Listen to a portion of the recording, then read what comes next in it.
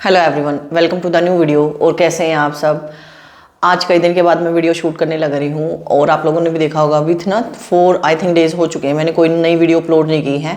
आएगी वीडियो अभी कल फाइनली मैं वीडियो शूट करूँगी तो बैक टू बैक काफ़ी सारी वीडियो भी आएंगी। सामान 4-5 वीडियोज़ का आ भी चुका है। आज मैंने सोचा था कि मैं वीडियो शूट करूँगी बट बिल्कुल भी हिम्मत नहीं थी। इतने चक्कर आने लग रहे थे और हाथों में ना इतनी झंझन होने लग रही थी, बिल्कुल काँपने लग रहे थे। तो फिर मैंने थोड़ा सा रेस्ट ही किया आज पूरा दिन। बट मैंने सोचा कि ना आज ये वीडियो मैं शूट कर लेती हूँ क्योंकि ये ना काफ़ी टाइम से पेंडिंग में चल रही थी। इसकी मैंने कई बार पोस्ट भी डाली है तो मैं सोचा आज इसको मैं शूट कर लेती हूँ। बेसिकली ये वीडियो होने वाली है जो मेरे हेल्थ इश्यूज़ हैं उनके बारे में। अब ये है ना सिर्फ मेरी स्टोरी नहीं है, ये बहुत सारे लोगों की स्टोरी है। आप लोगों ने आजकल देखा होगा कि जो किडनी की प्रॉब्लम है स्पेसिफिकली वो बहुत ज़्यादा आ गई है। आप हॉस्पिटल में जाते हो ना तब आपको पता चलता है कि यार कितने सारे लोग बीमार हैं। सिर्फ हम बीमार नहीं हैं, बहुत सारे लोग हैं जिनको किडनी की प्रॉब्लम हो रखी है। और किडनी की प्रॉब्लम एक तरह की नहीं है। जब आप हॉस्पिटल जाते हो, लोगों से बात करते हो तब आपको पता चलता है कि ना बहुत तरह की प्रॉब्लम है। हमारी प्रॉब्लम अलग है, दूसरों की प्रॉब्लम थोड़ी सी डिफरेंट है। किसी की 1 किडनी में प्रॉब्लम है, किसी की 2 किडनी में प्रॉब्लम है। बट मेरे साथ क्या है, मेरी किडनी प्रॉब्लम तो है ही।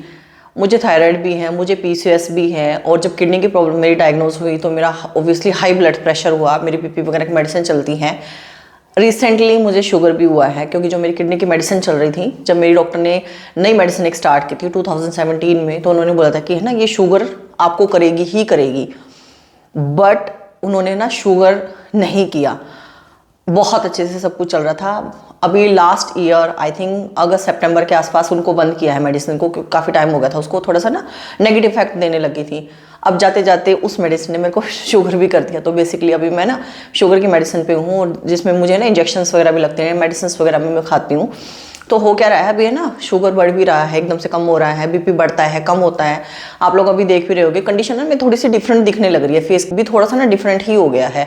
अब जैसे स्वेलिंग वगैरह ये तो रहती है। अब यहाँ पे जो आप देख रहे हो ना, पहले स्वेलिंग भी थी अभी भी है, बट यहाँ पे ना स्ट्रेच मार्क भी आ गया है जो मेरी ऑलमोस्ट पूरी बॉडी पे है, वो मेरे आई पे भी आ गया है। तो थोड़ी मैं एंशियस भी अभी रहने लगी हूँ कि अभी फेस पे ना आ जाए, बहुत ज़्यादा स्ट्रेच मार्क्स भी ना आ जाए।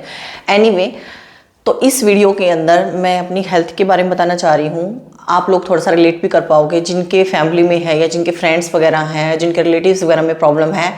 और लेडीज़ में जो सबसे ज़्यादा प्रॉब्लम आजकल चल रही है पीसीओएस या जिसको पीसीओडी भी बोलते हैं, थायराइड भी बोलते हैं, वो भी मुझे हैं। वो मुझे 2011 में डायग्नोज हुई थी। मेरी शादी के 6-7 महीने के बाद ही मुझे डायग्नोज हुई थी क्योंकि 2010 अक्टूबर में मेरी शादी हुई थी। और 6-7 महीने के बाद आप लगा लो अगस्त के आसपास टेस्ट वगैरह मैंने कराना स्टार्ट किया था। और सितंबर 2011 में मेरी ये दोनों प्रॉब्लम है जो थायराइड है पीसीओएस की, मेरी डायग्नोज हुई थी। आजकल आप लोगों ने देखा होगा, किडनी के बारे में मैं थोड़ा सा बाद में बात करूंगी, बट पहले मैं थायराइड और पीसीओएस के बारे में बात करूंगी। अब आप लगा लो 2011 में डायग्नोज हुई थी और अभी 2026 आ चुका है, तो कितने साल हो गए हैं। लगा लो आप 15 साल ऑलमोस्ट हो ही जाएंगे तब से मेरी थायराइड भी है और मुझे पीसीओएस भी है। हालांकि थायराइड और पीसीओएस पे मेरा ज़्यादा वेट बढ़ा नहीं था क्योंकि मैंने एक तो थोड़ा सा डाइट वगैरह जो उसके ऊपर बहुत कंट्रोल किया है, उसको मैंने फॉलो भी किया है। दूसरा मैं योगा वगैरह बहुत अच्छे से करती हूँ, स्टार्टिंग से करती आई हूँ। अब तो फिर भी मेरा थोड़ा किडनी प्रॉब्लम की वजह से थोड़ा सा रिस्ट्रिक्शन आ गई कि आपको ये करना है, आपको ये नहीं करना, आपको ये ब्रीदिंग एक्सरसाइज करनी है, आपको ये नहीं करनी, क्योंकि अल्टीमेट वो आपकी किडनी वगैरह पे थोड़ा सा प्रेशर डालती है। किडनी की प्रॉब्लम तो मेरी 2014 में डायग्नोज हुई थी, बट उससे पहले 2011 में मुझे पीसीओएस और जो थायराइड है मुझे दोनों डायग्नोज हुए थे। मेरी जो थायराइड की मेडिसिन है वो अभी भी चल रही है, तब से मेरी चली आ रही है। मेरी जो मेडिसिन चलती है वो 150 चलती है। मैं बोतल अभी है ना साथ में लेके ही बैठी हुई हूँ। अगर मैं आप लोगों को दिखाऊँ ना, मैं इसकी फोटो भी लगा दूंगी। ये 150 की मेडिसिन अभी मेरा मिरर कैमरा है उसके अंदर मैं वीडियोज़ वगैरह शूट करती हूँ, तो ये मैं 150 की ले रही थी।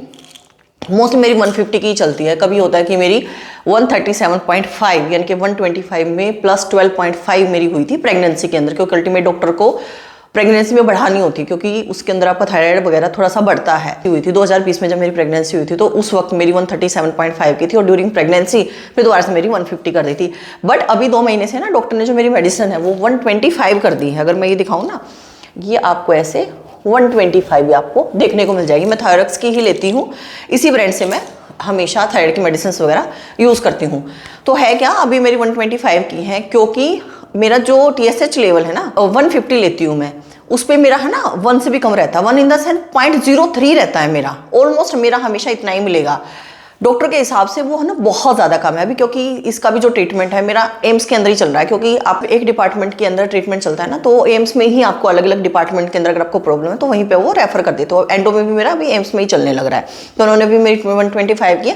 हालांकि मैंने उनको बोला था कि सर 150 से जो कम है मेरी बॉडी उसको लेती नहीं है, बट फिर भी डॉक्टर एक बार एक्सपेरिमेंट करके देख रहे हैं कि 125 सूट कर जाए तो बहुत अच्छा है, क्योंकि TSH लेवल बहुत कम है। हालांकि 125 पे बढ़ जाता है, बट फिर भी हम थोड़ा सा ना अभी एक्सपेरिमेंट डॉक्टर वगैरह थोड़ा सा करने लग रहे हैं, तो मैं इसकी हमेशा मेडिसिन वगैरह खाती हूँ। एक दूसरा क्या है, मैं डाइट वगैरह का थोड़ा सा ध्यान रखती हूँ कि एक तो मेरी किडनी की वजह से डाइट वैसे भी बहुत रिस्ट्रिक्टेड है, दूसरा जब किडनी प्रॉब्लम भी नहीं थी तो मेरा जो खाना वगैरह है ना वो थोड़ा सा मैं लिमिटेड ही खाती हूँ। खाना खाने के बाद थोड़ी सी वॉक कर लेती हूँ, बाहर का ज़्यादा नहीं खाती। कभी कभी होता है कि आपने बाहर का कुछ खा लिया, बट मैं बहुत ज़्यादा बाहर का नहीं खाती।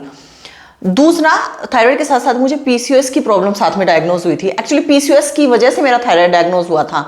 मेरी शादी के 6-7 महीने के बाद, जैसे हम लोग सुनते हैं ना कि शादी के बाद बीमारियां हो गई, ये हो गया वो हो गया, मुझे ना बड़ा धक्का सा लगा था मुझे भी, मतलब जिसको कभी फीवर वगैरह नहीं होता था और एकदम से दो बीमारियां निकल के आ गई। मुझे ना लोअर एब्डोमेन में राइट साइड में पेन होता था। तो ऑफिस वगैरह में लोगों ने बोला, जो स्पेसिफिकली ऑफिस लेडीज़ वगैरह, उन्होंने बोला कि हालांकि एक बार है ना आप डॉक्टर को दिखाओ। तो मैंने अपने जनरल फिजिशियन को दिखाया, तो उन्होंने कहा कि आप एक बार है ना टेस्ट करा लो। हालांकि PCOS में पेन नहीं होता, मोस्टली डॉक्टर आपको यही बोलेंगे। PCOS में या PCOD में जनरली उसको बोलते हैं, उसमें ना पेन नहीं होता। तो मैंने टेस्ट कराया और उसके अंदर PCOS की प्रॉब्लम आई। अच्छा, मेरा जो वेट है ना वो मेरा 47-48 के आसपास रहा है। थायराइड और जब PCOS हुई थी तो उसमें मेरा बहुत ज़्यादा वेट बढ़ा नहीं था, ऐसे 52 तक मेरा पहुंचा था। उसके बाद जो मेरा वेट बढ़ा है वो किडनी प्रॉब्लम की वजह से, जो उसमें मेडिसिन स्टेरॉइड वगैरह इम्यूनोसप्रेसेंट्स हम लेते हैं, उसमें मेरा वेट बढ़ा है। वेट जब तक ऐसा कुछ बढ़ा नहीं था मेरा, आई थिंक 1 किलो भी नहीं बढ़ा था, ऐसे 47 से 48 ही हुआ होगा, ज़्यादा कुछ नहीं था मेरा।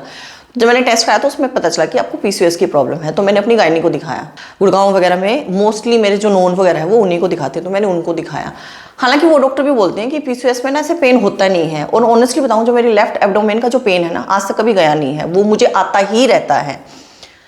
जब मैंने उनको दिखाया था 2011 में सितंबर में, अगस्त के आसपास मेरे टेस्ट वगैरह हुए थे, ये सितंबर में मैंने उनको दिखाया, तो उन्होंने भी मुझे बोला कि है ना, हालांकि PCOS में ऐसे पेन होता नहीं है, बट जब सिस्ट मूव करती हैं स्पेसिफिकली तो पेन होता है। और जो मेरा पेन है ना, मैं आपको बता नहीं सकती मुझे कितना ज़्यादा पेन होता है, हद से ज़्यादा पेन होता है। जो डॉक्टर कई बार बोलते हैं ना PCOD में पेन नहीं होता, PCOS में पेन नहीं होता, हद से ज़्यादा पेन होता है, हद से ज़्यादा। तब तक है ना मेरे चिन वगैरह पे हेयर आने स्टार्ट नहीं हुए थे, कुछ भी ऐसा स्टार्ट हुआ नहीं था। उसके बाद मेरे स्पेसिफिकली 2014 के बाद मुझे ना ये चिन वगैरह पे हेयर वगैरह आना स्टार्ट ज़्यादा हुआ, जब किडनी प्रॉब्लम भी हो गई मुझे।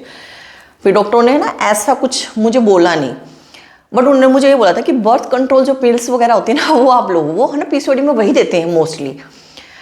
तो डॉक्टर ने मुझे भी बोला कि आप ये ले लो, क्योंकि प्रेगनेंसी तो अभी करनी नहीं है, अभी शादी को 6 महीने हुए हैं, 23-24 साल की उम्र भी नहीं थी मेरी, 23.5 साल की आसपास की मेरी एज थी। MSc मैंने कर ली थी, उसके बाद मेरी शादी हुई थी। अभी लोगों को नहीं पता, तो आई एम 38 ईयर्स ओल्ड। अभी 30 तारीख को मैं 38 साल की हो गई। अब कई लोगों को लगेगा नहीं आप बड़े हो, कई लोगों को लगेगा कि नहीं आप बड़े नहीं हो, बट अभी मैं 38 ईयर्स की हो चुकी हूँ। मेरी शादी को 15 साल हो चुके हैं, अभी अक्टूबर में मेरी शादी को 15 साल हो गए थे। तो डॉक्टर ने बोला आप ये ले लो, थोड़ा सा आप डाइट का ध्यान रखो। PCOS में या PCOD में आपको चिन वगैरह पे यहाँ पे हेयर आते हैं, और सबसे बड़ा जो PCOS के अंदर ड्रॉबैक है वो है कि आपके पीरियड्स वगैरह वो इरेगुलर होते हैं, है ना, ये सबको पता है कि वो होते ही हैं। बट टच वुड, मैंने जो अपना योगा रखा ना कंटिन्यूअस, मतलब ऐसा नहीं था कि मैं बहुत रेगुलर करती थी, बट जितना भी मैं योगा वगैरह करती थी ना, उसकी वजह से मुझे कभी पीरियड्स में प्रॉब्लम नहीं आई। पेन होता था, सिस्ट बहुत बनती थी, बहुत बनती थी। जब मेरे अल्ट्रासाउंड वगैरह होते थे ना, उनमें बहुत ज़्यादा सिस्ट होती थी, वो डिज़ोल्व हो जाती थी, बहुत सारी रहती भी थी, जिसकी वजह से पेन भी होता था। बट मेरे पीरियड्स कभी इरेगुलर नहीं हुए। पहली चीज़ तो मेरी ये थी। मेडिसिन वगैरह मेरी ना ऐसे स्पेसिफिक कोई चली नहीं। डॉक्टर ये बोलते हैं जब आपके पीरियड्स इरेगुलर वगैरह होंगे ना, तब हम आपको मेडिसिन देंगे। अगर अभी आपके रेगुलर है तो अननेसेसरी लेने का कोई मतलब नहीं है। पेन वगैरह होता है उसके लिए आप मेडिसिन वगैरह ले सकते हो। थायराइड का मेरा जब टेस्ट हुआ था ना, उस वक्त मेरा 1830 SH लेवल 2011 में, फिर मेरी 150 की मेडिसिन वगैरह चलाई, तो उसके बाद मेरा कम होना स्टार्ट हो गया था। ये सारी चीज़ चलती रही 2014 तक। 2014 के आसपास मुझे ना बहुत ज़्यादा स्वेलिंग वगैरह स्टार्ट हो गई थी। जिन लोगों को, जैसे आपके आसपास भी किडनी के पेशेंट होंगे ना, उन आप लोगों ने देखा होगा ना, स्वेलिंग आनी स्टार्ट होती है, हाथों में आनी स्टार्ट होती है, पैरों में आनी स्टार्ट होती हैं। किडनी प्रॉब्लम भी बहुत रहती है। किसी की किडनी ना श्रिंक हो जाती है, कईयों को ऑटोइम्यून डिजीज़ होती है। जो मेरी है वो ऑटोइम्यून डिजीज़ है, CKD की प्रॉब्लम है मुझे। स्वेलिंग आनी स्टार्ट हो जाती है। मैं हर किसी को यही बोलूँगी, पहली बात तो आप है ना 6 महीने में, साल में आप नॉर्मल जो ये टेस्ट होते हैं ना उसको कराओ ही कराओ। KFT का टेस्ट होता है, LFT का टेस्ट होता है, लिपिड प्रोफाइल का टेस्ट होता है, यूरिन रूटीन होता है, ये आप कराओ ही कराओ। क्योंकि यूरिन रूटीन जो आपका होता है ना उसमें आपको बहुत सारी चीज़ें पता चलती हैं। वो मैंने है ना बाद में हमने जब अपने पुराने 2011 की जो रिजल्ट देखे हैं ना, जो टेस्ट रिपोर्ट देखी है मेरी, उन टेस्ट के अंदर ना मेरे यूरिन रूटीन की प्रॉब्लम में बहुत सारी ऐसी चीज़ें इंडिकेट करने लग रही थी कि मेरी किडनी में कुछ प्रॉब्लम आने लग रही है। हालांकि उस वक्त किसी गायनी ने, किसी जनरल फिजिशियन ने मुझे कभी नहीं बोला कि आपके यूरिन के अंदर प्रॉब्लम आ रखी है, उसके अंदर जो रेड सेल्स है वो बहुत ज़्यादा अवेलेबल है। यानी कि जो मेरी प्रॉब्लम है IgA नेफ्रोपैथी की, वो मुझे 2014 में डायग्नोज हुई है। उस प्रॉब्लम के अंदर आपका होता क्या है, आपके यूरिन के थ्रू ब्लड का लॉस होता है, पहला तो ये है। दूसरा, आपको स्वेलिंग आनी बहुत ज़्यादा स्टार्ट होती है। मुझे भी बहुत ज़्यादा स्वेलिंग आनी स्टार्ट हो गई थी ऐसे जनवरी फरवरी में, बहुत मुझे स्वेलिंग आई। इतना होता था मेरे से ना स्लीपर वगैरह पैरों में नहीं आते थे। लोग यही बोलते थे कि ना हो सकता है आपकी प्रेगनेंसी वगैरह हो गई हो या कुछ और प्रॉब्लम हो गई हो, तो आप गायनी को दिखाओ। तो मैंने, मेरी जो गायनी थी, मैंने उन्हीं को दिखाया। उन्होंने देखते ही उन्होंने तो बोल दिया कि हाँ अगर स्वेलिंग आ रखी है तो आपको LFT KFT आप कराओ। तो मैंने टेस्ट कराया तो मुझे पता चला कि मेरा जो क्रेटिनाइन लेवल है वो बहुत बड़ा हुआ है। क्रेटिनाइन लेवल फिर भी मेरा था ना वो इतना ज़्यादा नहीं था जितना मेरा जो प्रोटीन लॉस था वो 6000 था। जो आपका 150 से लेस होना चाहिए, जो वो मेरा 6000 था। तो अगर कभी भी अगर आप लोगों को लगता है, आपको आपकी फैमिली में कोई ये बोल रहा है कि यूरिन का कलर चेंज हो गया, स्पेसिफिकली जो कोका कोला कलर होता है, क्योंकि ब्लड का मतलब ये नहीं कि प्रॉपर पीरियड्स में जैसे हमें ब्लड आता है वो आपको निकल के आएगा।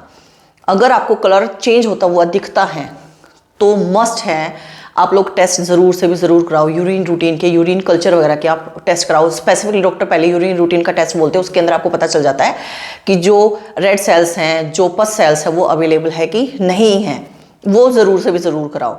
मैं ना बहुत बार देखती थी मेरे यूरिन का कलर ना चेंज हो रखा है। मैं अपने हस्बैंड को भी कई बार बोलती थी। माइंड में पता क्या आता है कि पानी कम पी रखा होगा, पानी कम पिया होगा, क्योंकि यार मैथ्स फैकल्टी थी, फिर साथ में मैनेजर भी बनी, तो इतनी सारी चीज़ें थी, दो ऑफिस में संभालती थी, तो इतना काम भी होता था, पढ़ाना भी होता था, घर भी संभालना होता था, तो भूल जाते हैं, अच्छे से खा भी नहीं पाते थे। तो पानी तो कई बार दिमाग से ऐसे स्किप हो जाता है। हालांकि मैं ना बहुत ऐसे रूटीन वाला बंदा हूँ कि जो टाइमली सारी चीज़ें करना पसंद करता है। मतलब जब मुझे पता चला ना कि यार ऐसे किडनी प्रॉब्लम हो गई है एट द एज ऑफ 26, आप ये सोचो, आपको पता चलता है कि 26 साल के आप हुए हो, अभी आपको अपनी फैमिली स्टार्ट करनी है, क्योंकि शादी को भी साढ़े तीन साल हो गया है।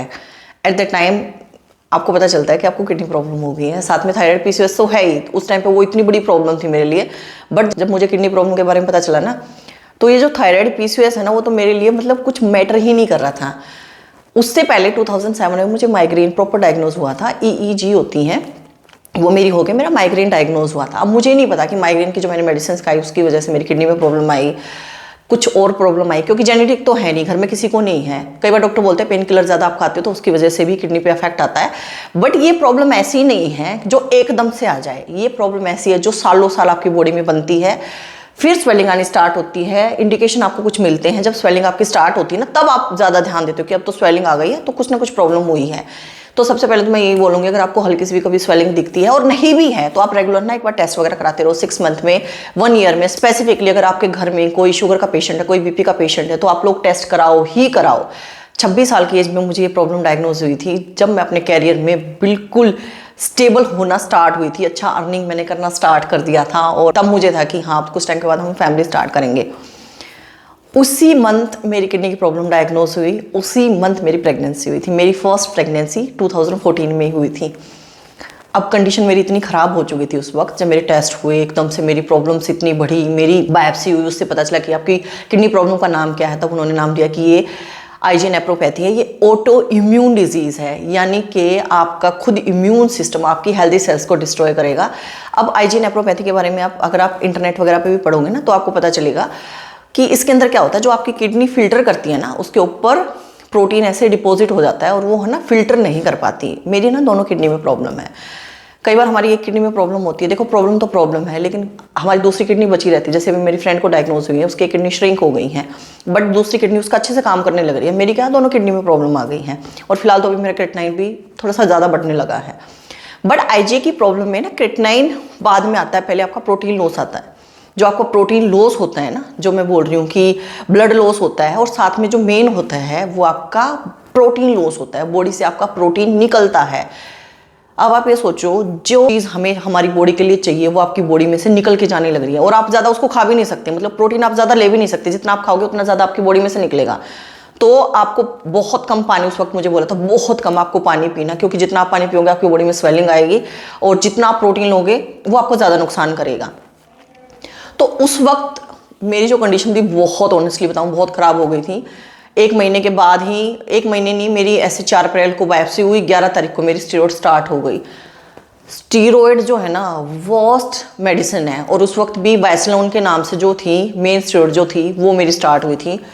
उसके बाद जो मेरी बॉडी में स्वेलिंग आई, जो मेरी बॉडी के अंदर पानी भरा है ना, मैं बता नहीं सकती। मेरा फेस बिल्कुल इतना बड़ा हो गया, आंखें बिल्कुल अंदर चली गई थी, ऑफिस जाने का बिल्कुल मन नहीं करता था, लोग पहचान भी नहीं पाते थे। बट मेरी एक आवाज़ ऐसी है ना, जैसे मैं बोलती हूँ तो लोगों को पता चलता था हाँ ये बबली बोल रही है। बट इतना गंदा फेस मेरा हो गया था।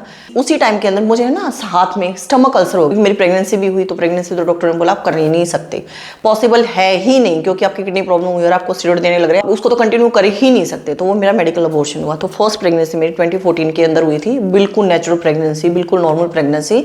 थायराइड पीसीओएस भी मुझे था, उस पर मुझे फर्स्ट प्रेगनेंसी हुई। हालांकि वो कंटिन्यू नहीं हो पाई due to medical reason. Stomach ulcer हुआ। स्टमक अल्सर में पूरे स्टमक के अंदर पस बन गई थी मेरे।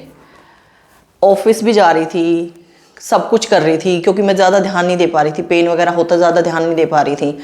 तो मैं ज़रूर इस चीज़ को बोलना चाहूँगी, अपनी बॉडी को है ना, आपको हम पहले बोलते थे पहला सुख निरोगी काया, दूसरा सुख धन और माया, हमारे बड़े बोलते थे। ये चीज़ बिल्कुल सच है। पहले आपको अपनी बॉडी देखनी चाहिए, आपको बीमारी वगैरह ना आए, आप अच्छा खाओ, अच्छा पियो। हालांकि अच्छा खाती हूँ, अच्छा पीती हूँ, मतलब पहले प्योर वेजिटेरियन, बिल्कुल प्योर वेजिटेरियन हूँ। एग वगैरह हम लोग नहीं खाते, इवन केक में भी नहीं खाते हम लोग तो। और बहुत अच्छे से, मतलब बिल्कुल नॉर्मल हेल्दी डाइट लेना, रोटी सब्जी ही खाना, दूध लेना, दही लेना। ऐसे बैकग्राउंड से हूँ जहाँ पे जो खाना है एक तो सात्विक होता है, लेकिन दूध दही बहुत ज़्यादा चलता है हमारे यहाँ पे। दूध लेना है आपको, दही लेना है, लस्सी लेना, और मैं तो उनमें से हूँ जो बिना इन चीज़ों के खाना खा ही नहीं सकती।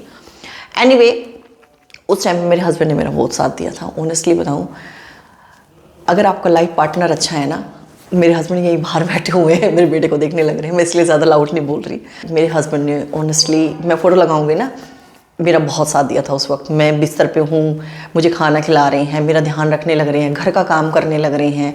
अच्छा होता क्या है, रिलेटिव्स भी बोल देते हैं, घर वाले भी बोल देते हैं कि अभी तो शादी हुई थी, 3 साल हुए और इतनी बीमारियां आ गई, अभी तो बच्चे पैदा करने का था। बट इस मामले में मेरे इन लॉज भी बहुत सही थे। एक्चुअली मेरे जो ब्रदर इन लॉ है, मेरे जो जेठ जी जेठानी, उनको बच्चा हो चुका था, तो हमारे पे बहुत ज़्यादा कोई प्रेशर भी नहीं था। बट मेरी मदर इन लॉ वगैरह तो बीमार रहती हैं, ज़्यादा बीमार रहती है, तो उनको तो हम हेल्प के लिए वैसे भी नहीं बुला सकते। दूसरा, जब किडनी प्रॉब्लम होती है ना, जो मेरी प्रॉब्लम है, ऑटोइम्यून डिजीज़ है, सीकेडी है, ये इन्फेक्शन से बहुत ज़्यादा कनेक्टेड है। आपको इन्फेक्शन बहुत जल्दी लगता है, ये बात मुझे पहले नहीं पता थी। किसी ने छींका, किसी ने खांसा, आपको इन्फेक्शन लग जाएगा और वो आपकी किडनी प्रॉब्लम को बढ़ाएगा। ये चीज़ मुझे पता चली 2015 में, जब मुझे टीबी हुआ। मेरी किडनी प्रॉब्लम की वजह से मेरी इम्यूनिटी इतनी डाउन हुई, क्योंकि उसमें जो मेरी मेडिसिन चल रही थी स्टेरॉइड, उसकी वजह से मेरी इम्यूनिटी इतनी डाउन हुई कि मुझे ना टीबी हो गया। पूरे 1 महीना तक, पूरे 1 मंथ तक मुझे 103 फीवर रहा था। कंटिन्यूस मुझे कफ आती रही। अच्छा, ध्यान में बहुत दे रही थी, लेकिन मुझे ना हर सीज़न ऐसे नवंबर, दिसंबर, जनवरी, फरवरी तक, मार्च तक भी मुझे ना 1 महीना, बचपन से लेके अभी तक भी मुझे ना कफ होती है। हम उसको काली खांसी बोलते हैं, वो मुझे होती ही होती हैं। हालांकि उस वक्त मुझे फीवर भी था, तो मैंने डॉक्टरों को दिखाया, उन्होंने एक्सरे वगैरह किए, डायग्नोज ही नहीं हो रहा टीबी, डायग्नोज ही नहीं हो पाया। मेरे 4 एक्सरे हुए थे 4 हफ्ते, मेरा डायग्नोज ही नहीं हो पा रहा। लास्ट जब मैंने 5th एक्सरे कराया, उसमें पता चला कि मेरे जो राइट लंग है उसके अंदर ना टीबी आ रखा है।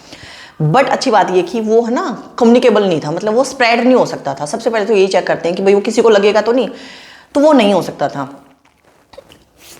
एक बीमारी से अब आप देखो कितनी बीमारियां बनती हुई चली जाती हैं। मुझे ना लोग अब भी ये बोलते हैं, आप कैसे हैंडल कर लेते हो, कैसे आपने 12 साल निकाल दिए। मैं थायराइड, पीसीओएस, माइग्रेन को तो काउंट ही नहीं कर रही। जिनको माइग्रेन उनको पता है कि माइग्रेन कितना डेंजरस होता है। पेन आता है तो आप है ना सर्वाइव नहीं कर पा रहे, आप दीवारों पे भी सिर मारते हो। मेरे साथ भी होता है। अब तो फिर भी मैं ना इन चीज़ों को थोड़ा सा दूर रखती हूँ, क्योंकि मेरी मेन जो प्रॉब्लम है, मैं फिलहाल उसको हैंडल करने में लगी हुई हूँ। मेरे साथ जो एक चीज़ हमेशा कॉन्स्टेंट रही है ना, वो है मेरी विल पावर। ऑनेस्टली बता रही हूँ, आपको कोई भी प्रॉब्लम है, चाहे छोटी प्रॉब्लम है, चाहे बड़ी प्रॉब्लम है, पहले तो आप ये मत सोचो कि सिर्फ आप ही बीमार हो। सिर्फ आप बीमार नहीं हो, आप बाहर निकलोगे ना, आपको बहुत सारे स्पेसिफिकली हॉस्पिटल में आप जब केस देखते हो ना, आपसे बुरी हालत के अंदर आपको लोग मिलेंगे। मैंने ये चीज़ हॉस्पिटल में जब देखी ना, तो मैंने भगवान को बोला थैंक यू, मैं ऐसी हालत में नहीं हूँ, मैं बहुत बेटर हूँ। जो मुझे चीज़ भगवान ने दे रखी है ना, वो दे रखी है मेरी विल पावर। ऑनेस्टली मेरी विल पावर बहुत स्ट्रांग है, मैं किसी भी हालात में से बाहर निकल सकती हूँ। मैंने कभी भी अपनी बीमारी को अपने ऊपर हावी नहीं होने दिया, आज तक मैंने हावी नहीं होने दिया। ओब्वियसली कई बार ब्रेकडाउन आपका होता है जब आपकी कंडीशन बहुत ज़्यादा ख़राब हो जाती है। पहले ऐसा था कि मैं हर 15 दिन में हॉस्पिटल में एडमिट रहती थी। हस्बैंड मेरे को भी देख रहे हैं, घर भी देख रहे हैं, ऑफिस भी देख रहे हैं, दूसरों को हम बुला नहीं रहे, क्योंकि बीमारी ऐसी है कि जो आपके साथ आएगा वो आपको बीमार भी करेगा। और आजकल है ना, किसी के पास इतना टाइम नहीं होता। मेरी मदर इन लॉ ऑब्वियसली बहुत स्वीट है, लेकिन वो ऑलरेडी पेशेंट है, तो उनको हार्ट पेशेंट है, उनको भी बीपी की प्रॉब्लम है, उनके 4 ऑपरेशन हो रखे हैं, तो वो मेरा करेंगी या खुद को संभालेंगी वो। तो हमने दूसरों को इतना प्रेशराइज़ किया भी नहीं है। बट मेरी प्रॉब्लम ऐसी भी है कि मैं दूसरों को ना साथ रख नहीं सकती। इवन अब भी मेरे हस्बैंड को कोल्ड कफ हो जाए, बेटे को हो जाए, उनको दूसरे रूम में सोना पड़ता है, क्योंकि जैसे ही मुझे लगता है मेरी किडनी की प्रॉब्लम बढ़ती है।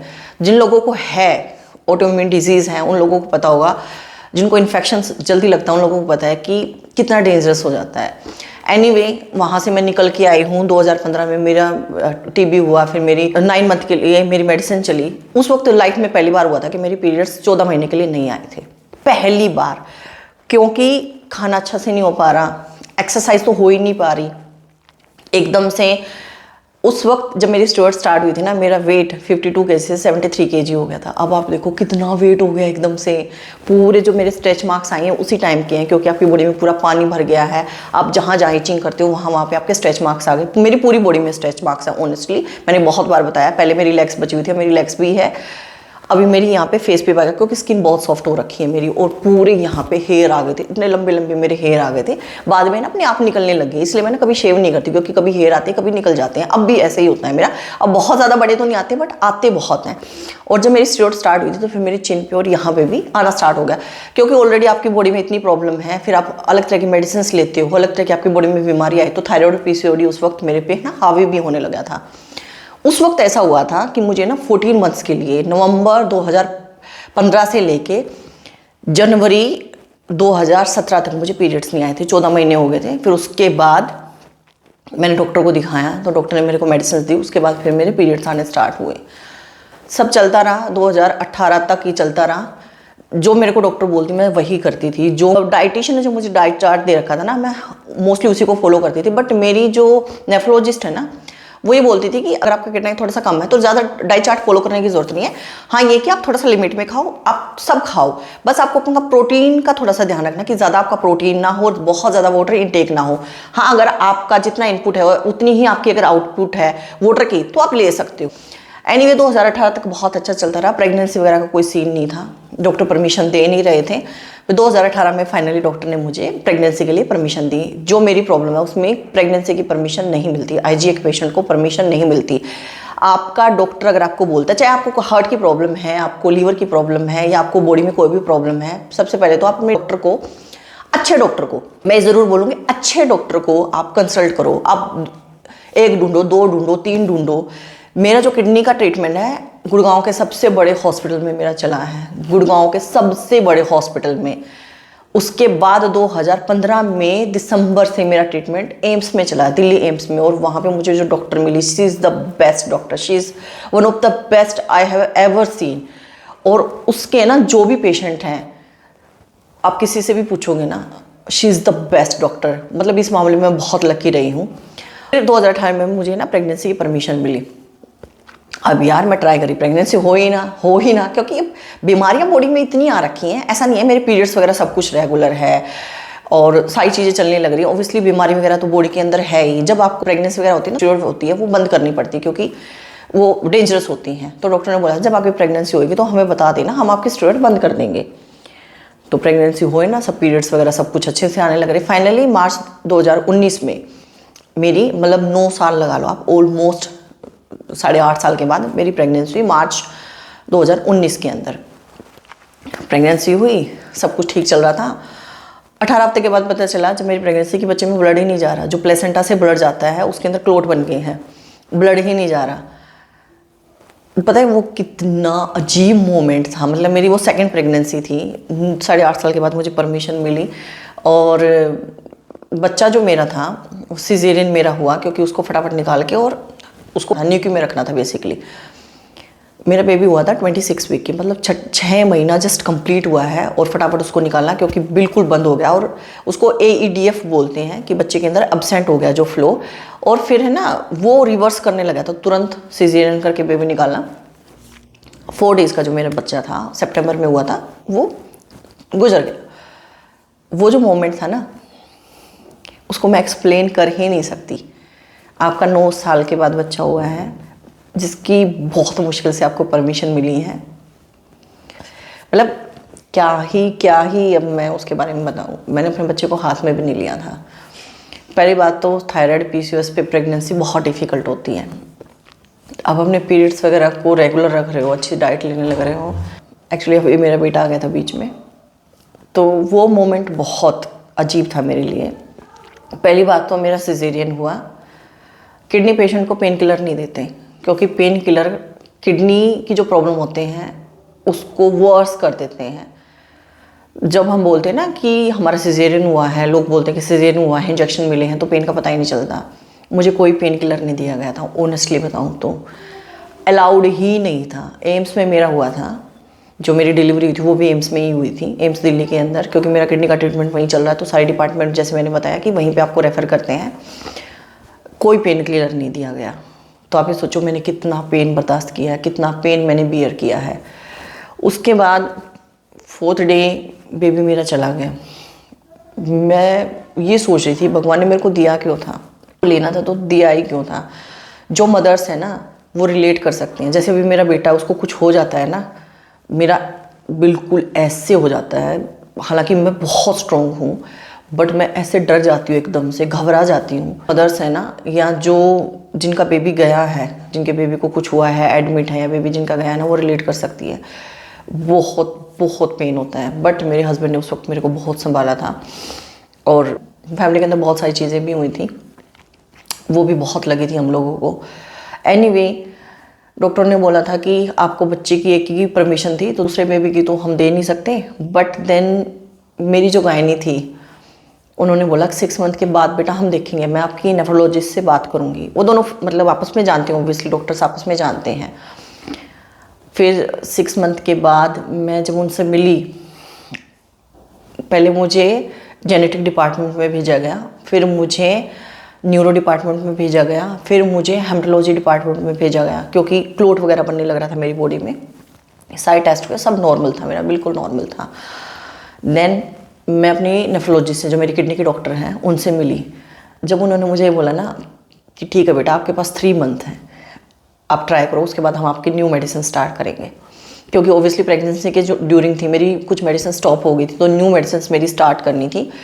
और बीच का जो फेज़ था, जैसे मेरा बच्चा हुआ था 2019 में, जो 2020 स्टार्टिंग का या मिड का जो फेज़ था ना, उसमें मेरी कोई मेडिसिन अभी स्टार्ट की नहीं थी, क्योंकि बॉडी अभी रिकवरी मोड के अंदर थी। तो उनको मेडिसिन स्टार्ट करनी थी, तो मैम ने, मेरी डॉक्टर ने मुझे ना 3 मंथ का टाइम दिया था कि आपके पास 3 मंथ हैं, अगर उसमें प्रेगनेंसी हो जाती है देन वेल एंड गुड, लेकिन आपको रेडी रहना पड़ेगा, क्योंकि आपका जो सिजेरियन हुआ था उसको 1 ही साल हुआ है, अभी 1 साल भी नहीं हुआ था तभी तक, और अभी आप दूसरे की ट्राई कर रहे हो, तो कि आपकी बॉडी पे भी साइड इफेक्ट आएंगे। दूसरा, आपकी किडनी में प्रॉब्लम काफ़ी आएंगी, क्योंकि अभी तो रिकवर ही नहीं हुई है आपकी।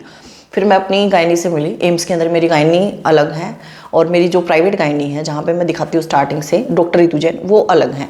मैं दोनों को दिखाती हूँ, मतलब जब मेरे को बहुत इमरजेंसी वगैरह होती है तो मैं यहाँ इन्हीं को दिखाती हूँ। प्रेगनेंसी में मेरी दोनों चलती है, क्योंकि मेरी जब प्रेगनेंसी हुई है तो मेरे को ना काफ़ी डिपार्टमेंट्स वगैरह देखते हैं। हार्ट के डिपार्टमेंट हुए, जो कार्डियो डिपार्टमेंट है वो देखता है मुझे, हेमेटोलॉजी डिपार्टमेंट देखता है, किडनी डिपार्टमेंट को ओब्वियसली वो तो मेरा मेन डिपार्टमेंट, वो मुझे देखता है, क्योंकि वो तो मैं पेशेंट ही हूँ। तो काफ़ी सारे डिपार्टमेंट्स वगैरह, काफ़ी सारे डॉक्टर्स वगैरह की ना रिक्वायरमेंट रहती हैं। तो ये गायनी मुझे ना ड्यूरिंग प्रेगनेंसी देखते हैं, बट इन्होंने डिलीवरी के लिए मना कर रखा था डॉक्टर रितु जैन ने, क्योंकि ओब्वियसली मेरी हाई रिस्क प्रेगनेंसी है। तो फिर उन्होंने बोला कि ठीक है आप ट्राई करो और देखते हैं। फिर उस वक्त कोविड का टाइम था, और आप लोगों को पता है कि जो 2021 का जो है टाइम है, 2020 के एंड का, 2020 का और 2021 का जो टाइम है, वो कितना बेकार टाइम गया है। काफ़ी सारे लोगों ने अपनी फैमिलीज मेम्बर को भी लूज़ किया है, पूरी की पूरी फैमिली ही इवन चली गई है। उसी ड्यूरिंग मेरी जो मदर है, मेरा बेटा जब हुआ था उससे 10 दिन पहले मेरी मदर भी एक्सपायर हो गई थी, कोविड में ही। एनीवे, तो डॉक्टर मेरे को परमिशन दी। अब देखो क्या है, मेरी उस वक्त प्रेगनेंसी हुई, ओब्वियसली मैंने वेट पुट ऑन किया है, ठीक है, वो वेट भी है मेरी बॉडी पे, मुझे 3 मंथ का टाइम भी दिया है, मेरी न्यू मेडिसिन भी स्टार्ट होने वाली हैं, मेरी किडनी की प्रॉब्लम भी वर्स होने लग रही है क्योंकि मेडिसिन अभी स्टार्ट नहीं हुई हैं, थायराइड पीसीओएड की प्रॉब्लम भी मेरी उस वक्त बढ़ गई थी। इवन डॉक्टर ने बोला था 150 आपको सूट नहीं कर रही तो हमें मेडिसिन की डोज बढ़ानी पड़ेगी। समझ नहीं आ रहा था क्या करूँ, ऑनेस्टली समझ ही नहीं आ रहा था। मेरा वेट उस वक्त था 76 kg। ड्यूरिंग प्रेगनेंसी जो मेरा वेट था ना वो काफ़ी बढ़ गया था। मैंने वेट लूज़ करना स्टार्ट किया योगा से, सिर्फ योगा मैंने किया, ऑनेस्टली बता रही हूँ, सिर्फ और सिर्फ मैंने योगा किया था, हेल्दी मैंने खाना खाया था। मैं आप लोगों को एक चीज़ और बता दूँ, क्योंकि मेरी किडनी की प्रॉब्लम है, मेरी बॉडी में पोटेशियम बहुत हाई रहता है, पोटेशियम मेरी बॉडी से निकल नहीं पाता। मुझे फ्रूट लेना, मुझे जूस लेना, ड्राई फ्रूट लेना टोटल मना है, टोटल मना है। मैंने ड्यूरिंग प्रेगनेंसी हुआ अभी तक मैं ड्राई फ्रूट नहीं लेती, मैं कोई जूस नहीं लेती। फ्रूट्स में मुझे बस एप्पल और गुआवा बोला गया है, वो ही मैं सिर्फ खाती हूँ, उसके अलावा मैंने कभी कुछ नहीं खाया है। बहुत रिस्ट्रिक्टेड मेरी डाइट है, क्योंकि पोटेशियम किसी भी हेल्दी चीज़ के अंदर अगर आप जाओगे पोटेशियम आपको मिलेगा ही मिलेगा, क्योंकि आपकी ब्रेन एक्टिविटी के लिए भी, आपकी बॉडी के लिए भी पोटेशियम हुआ, सोडियम हुआ बहुत ज़रूरी है। लेकिन मेरी बॉडी है वो पोटेशियम को निकालती नहीं है, मुझे वो चीज़ें सारी अवॉइड करनी होती है, जैसे रूट्स वेजिटेबल हुई, कुछ भी हुआ है मुझे सब अवॉइड करनी होती है।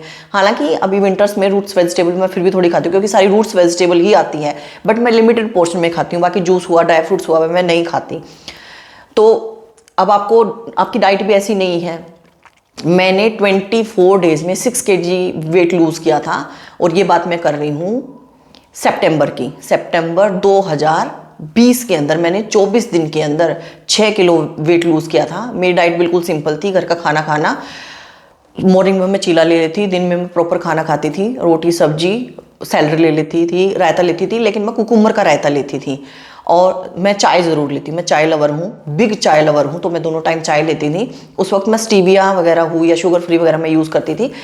उसके बाद फिर मैंने देसी खांड यूज़ करना स्टार्ट किया। मुझे काफ़ी साल हो गए मैं देसी खांड यूज़ करती हूँ, या फिर मैं शक्कर यूज़ करती हूँ। मैं चीनी, मतलब हम लोग चीनी तो यूज़ नहीं करते, तो मैंने वो ही करती थी मैं। और एक चीज़ मैंने जो की थी ना, एवरी मील, ब्रेकफास्ट हुआ, लंच हुआ, डिनर हुआ, मैंने 10 से 15 मिनट की वॉक स्टार्ट की थी, घर के अंदर ही, बाहर नहीं, सिर्फ घर के अंदर ही, क्योंकि इतनी मेरी बॉडी थी नहीं कि मैं बाहर जाके वॉक करूँ।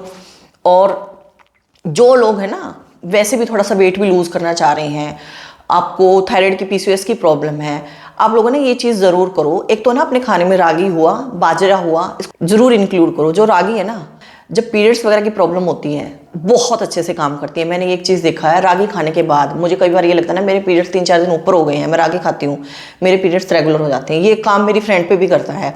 रागी में हमारे पीरियड्स वगैरह को ना, मेरा 30 या 32 डेज़ का साइकिल रहता है, हमेशा वो उतने में ही लेके आती है। जब कभी भी मुझे लगता है कि मेरे पीरियड्स में प्रॉब्लम हो गई, एक तो मैं योगा करना स्टार्ट कर देती हूँ, दूसरा मैं रागी खाना या बाजरा खाना स्टार्ट कर देती हूँ, और पीरियड्स मेरे रेगुलर हो जाते हैं।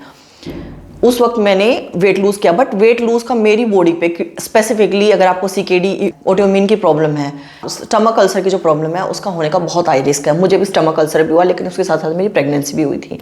जो अभी मेरा बेटा है, ऑलमोस्ट 5 मई को अभी 5 साल का हो जाएगा, तो इससे मैं प्रेग्नेंट हुई थी तब। फिर 2021 में ये भी मेरा बेटा वो प्रीमेच्योर है, वो 32 वीक्स पे ही हो रखा है, मतलब 7 मंथ खत्म होने वाला था तब मेरा ये बेटा हुआ था। इसको भी न्यूकी में रखा गया। इसकी आइज में प्रॉब्लम थी, आरओपी की प्रॉब्लम बोलते हैं, तो 3.5 महीने के आसपास इसका लेजर हो गया था। हालांकि अभी इसको स्पेक्स लग गए हैं, क्योंकि ये प्रीमेच्योर बच्चा हो रखा है। 1.35 kg का ये हुआ था।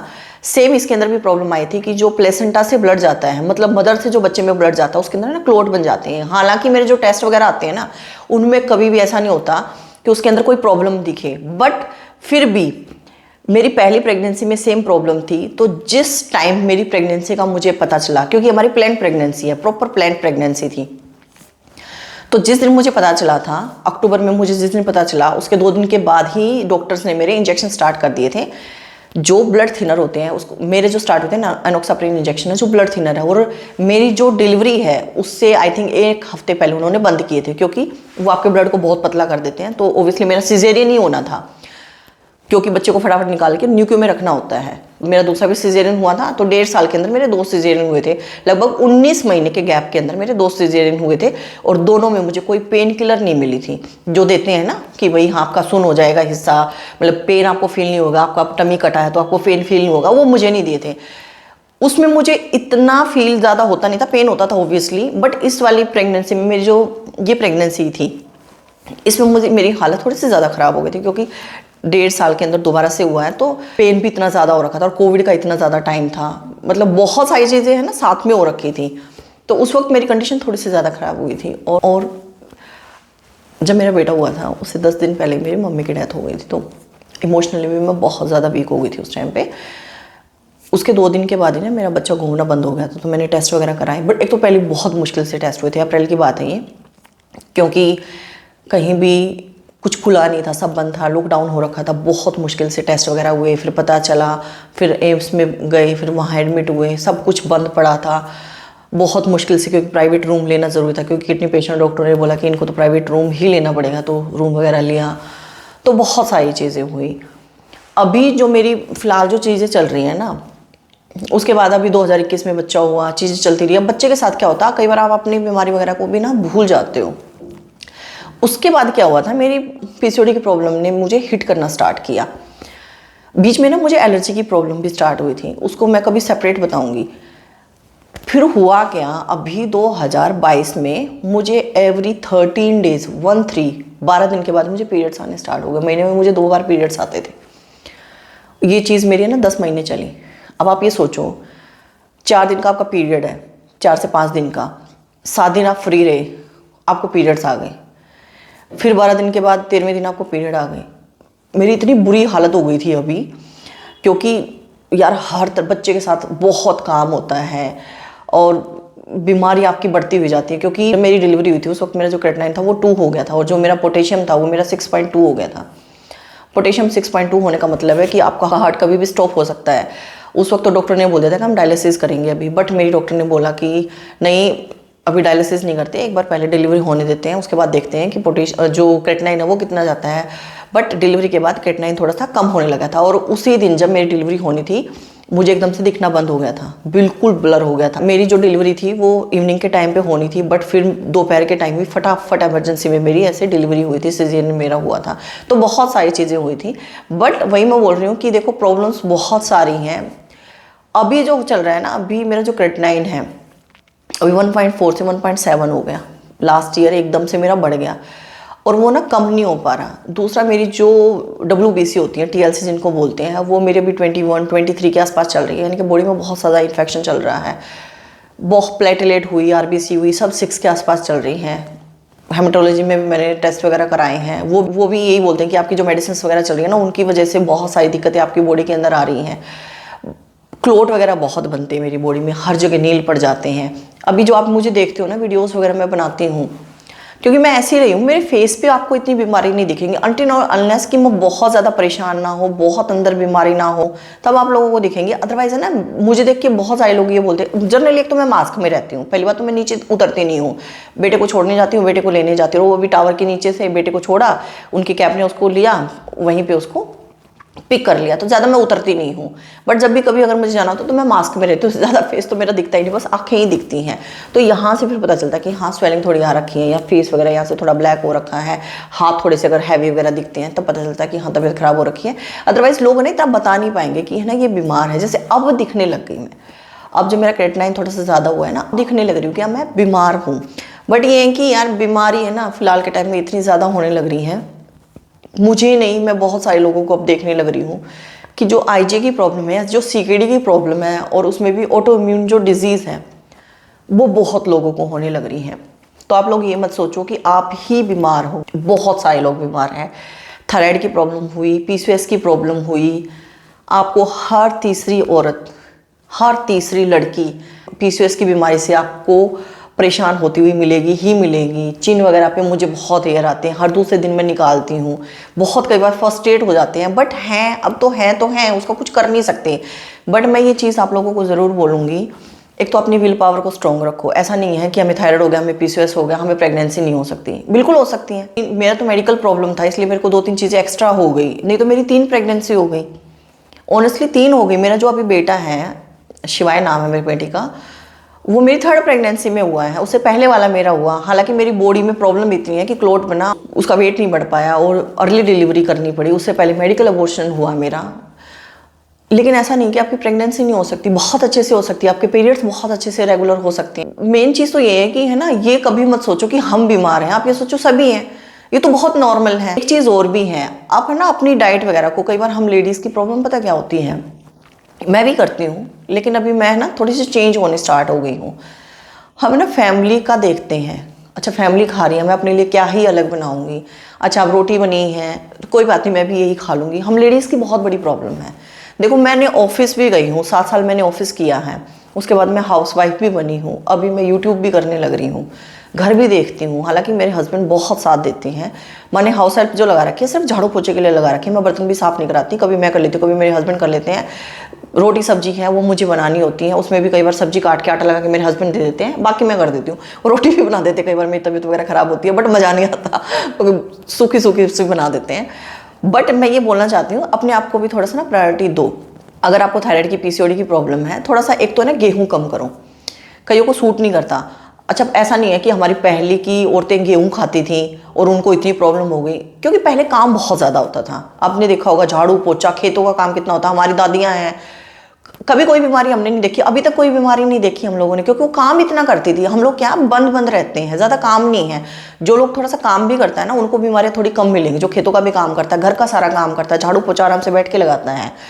मैं पहले जब ये चीज़ें कर रही थी ना तब मुझे इतनी प्रॉब्लम नहीं थी, जब मैंने चीज़ों को थोड़ा सा छोड़ा तब मुझे प्रॉब्लम थोड़ी सी ज़्यादा हुई है। तो आप लोगों ने थोड़ा सा अपने खाने का भी ध्यान रखो, बेसन का चीला बना लो, रागी का चीला बना लो, बाजरे का बना लो, अभी विंटर चल रही है, बाजरे का बना लो, जवार का बना लो, जौ का बना लो। आप उनके लिए रोटी बना रहे हो, आप अपनी एक अलग से रोटी, 2 रोटी आप अपनी अलग से बना लो, दूसरे अनाज की बना लो, आप घर के अंदर ही वॉक कर लो।